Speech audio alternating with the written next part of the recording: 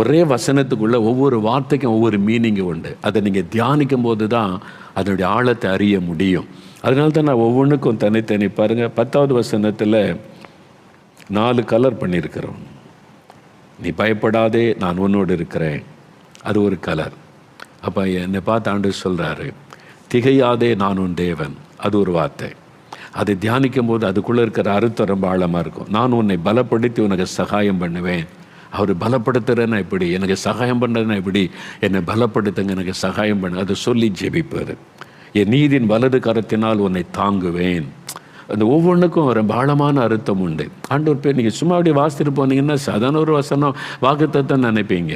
ஆனால் ஒவ்வொரு வேர்டுக்குள்ளேயும் நீங்கள் நுழைஞ்சி தியானிக்கும் போது தான் ஆவியானவர் அதனுடைய அர்த்தத்தின் ஆழத்தை சொல்லி கொடுக்கும்போது அது ஒரு பரவசம். அதனால்தான் இந்த வேத புஸ்தகம் ஒரு இனிமையான ஒரு புஸ்தகமாய் உங்களுக்கு மாறிவிடும்.